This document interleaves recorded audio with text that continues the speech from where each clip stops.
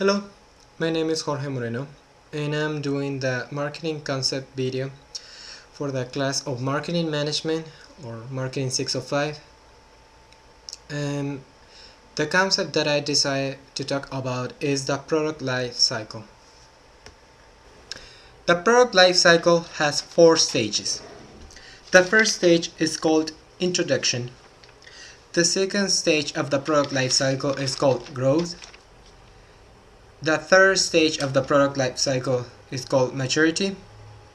The fourth and final stage of the product life cycle is called decline.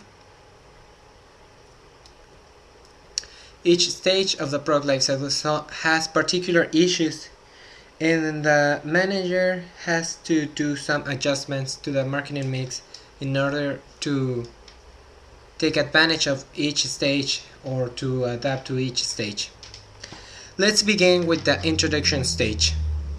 In this particular stage, the production and marketing costs are very high. Also, the profits are low or even non-existent, since the sales are only starting to occur.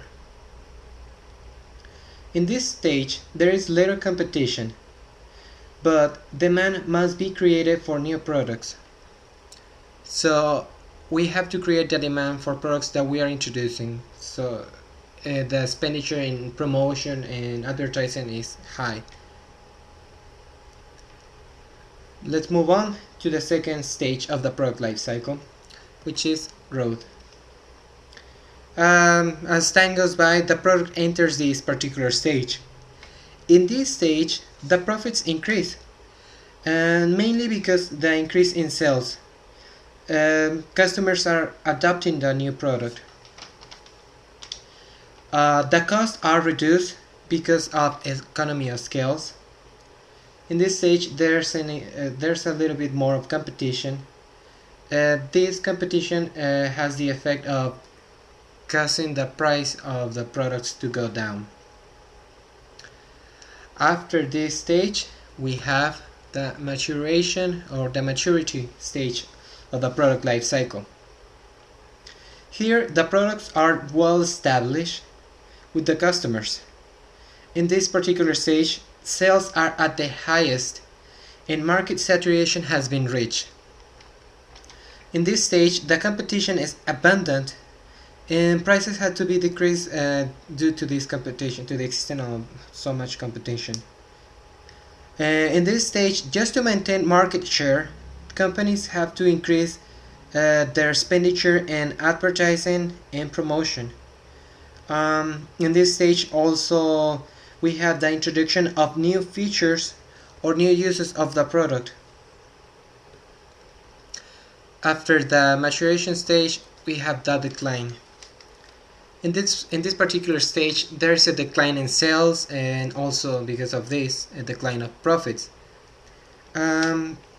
The company has to decide whether to is facing this decision whether to drop products, finding new markets, or finding new uses for the product. In this case, we have a particular example with Arm & Hammer. The original product was baking soda was used only for cooking, but Arm & Hammer, finding itself in the declining stage, they have to find new markets or new uses for the product. A new use for the product at the beginning was to use the baking soda as a deodorant for the refrigerator. It was the same product, but it was being used in a different way. After that, Arm & Hammer has decided to find new markets for the product. So we have that they decided to use products such as toothpaste. They decided to go into the market of pet products, so they have the Super Scoop, which is for the cats.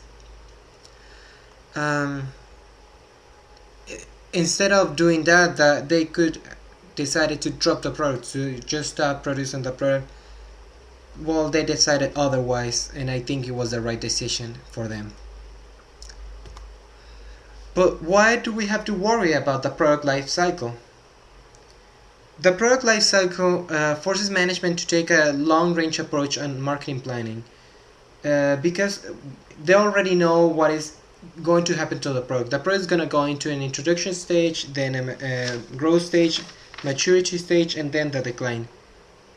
They have to plan in advance, and they have to be ready to spend more in the areas according to the need of the product, according to the stage in which that particular product is at the moment. However, life cycle is just a tool for marketing management. They still are responsible to taking the decisions and to alter the marketing mix as is needed. The product life cycle is helpful, but it's up to the marketing manager to do the right decisions and to take these decisions at the right moment. Okay, we have to clarify also that the product life cycle has some exemptions. It applies to most products, but for example, we have like Coca-Cola that has been, we can say that it's still in the maturity stage for many years, and the management hasn't allowed for the product to get into the decline stage. But just a decline in sales doesn't mean that the product has reached the decline stage. It's up to the management to work the marketing mix in order for the product to remain in the maturity stage where the profits and the sales are still high. The product life cycle is an important concept for the when we're developing a new product and to do a strategy. However, there's still a lot of input that comes from the management, and I mean, we have this concept that it tells us what to do in each stage, but we still remain in control. This has been my presentation. Thank you very much for your time. Have a good day.